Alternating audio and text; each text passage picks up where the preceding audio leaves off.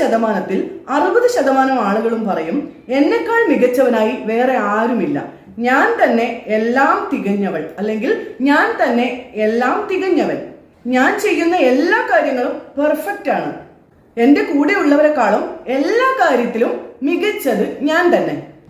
അതേസമയം 40% ആളുകൾ പറയും എന്നെ ഒന്നിനും കൊള്ളില്ല, എന്നെ കൊണ്ട് ഒന്നും കഴിയില്ല.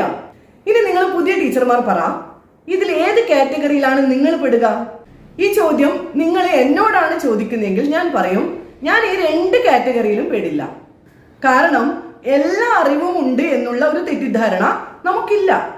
എനിക്ക് എല്ലാം അറിയാം എന്ന ഒരു തോന്നൽ നമുക്കുണ്ടാവുന്ന നിമിഷം ഓർത്തോളൂ, നമ്മുടെ ലേണിംഗ് പ്രോസസ് അവിടെ സ്റ്റോപ്പ് ആവും.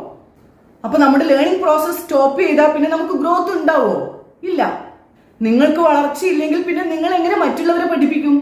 ഇനി രണ്ടാമത്തെ കാറ്റഗറിയിലെ ആളുകൾ എപ്പോഴും എന്ത് പറഞ്ഞാണ് കരയുന്നത്? എനിക്കൊന്നും അറിയില്ല, എന്നെ ഒന്നിനും കൊള്ളില്ല, അല്ലെ?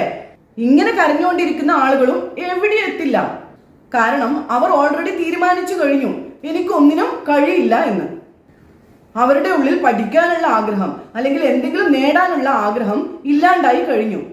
അപ്പോ എനിക്കെല്ലാം അറിയാം, ഇനി ഒന്നും പഠിക്കാനില്ല എന്ന കാറ്റഗറിയിൽ പെട്ട ആളുകൾക്കും, അതുപോലെ എനിക്കൊന്നിനും കഴിയില്ല, എന്നെ ഒന്നിനും കൊള്ളില്ല എന്ന കാറ്റഗറിയിൽ പെട്ട ആളുകൾക്കും ഭാവിയില്ല.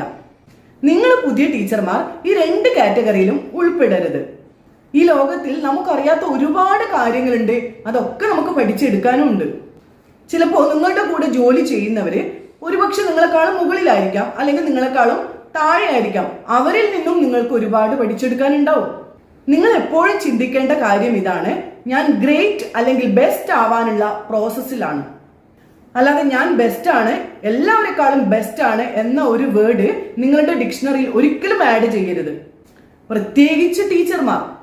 ഞാൻ എൻ്റെ സബ്ജക്റ്റിൽ പെർഫെക്റ്റ് ആണെന്ന ഒരു ചിന്ത ഒരു ടീച്ചർക്കും ഉണ്ടാവരുത്. ഇപ്പോൾ 98% അല്ലെങ്കിൽ 99% അല്ലെങ്കിൽ 100% തന്നെ എക്സാമിൽ മാർക്ക് വാങ്ങിയിട്ട് ടീച്ചർമാരായവരുണ്ടാവും. അവർക്ക് പഠിക്കാൻ ഒട്ടും സ്ട്രഗിൾ ചെയ്യേണ്ടി വന്നിട്ടുണ്ടാവില്ല. കാരണം അവർക്ക് നല്ല ബുദ്ധിയുണ്ട്. 1-2 പ്രാവശ്യം വായിച്ചാൽ തന്നെ അവർക്ക് പഠിച്ച കാര്യങ്ങളൊക്കെ ഓർമ്മയുണ്ടാവും. അതുകൊണ്ട് തന്നെ അവർക്ക് പഠിക്കാൻ ഒട്ടും സ്ട്രഗിൾ ചെയ്യേണ്ടി വന്നിട്ടുണ്ടാവില്ല. അങ്ങനെ ഇത്ര നല്ല മാർക്ക് വാങ്ങിയ ടീച്ചർമാർ അവരുടെ അതേ ലെവലിൽ കുട്ടികളെ പഠിപ്പിക്കാൻ തുടങ്ങുമ്പോൾ അവിടെ സക്സസ് ആവണമെന്നില്ല. ഇവര് പഠിപ്പിക്കുന്ന കാര്യങ്ങൾ കുട്ടികൾക്ക് മനസ്സിലാകണമെന്നില്ല.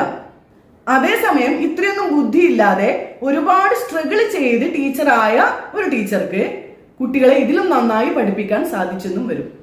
എന്താ അതിന്റെ കാരണം എന്നറിയോ?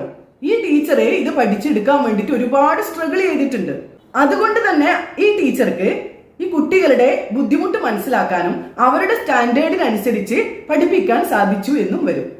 അപ്പൊ എനിക്ക് പറയാനുള്ളത്, നിങ്ങൾ പുതിയ ടീച്ചർമാർ നിങ്ങളോട് സ്വയം പറയുക, I am not best, I am a good learner.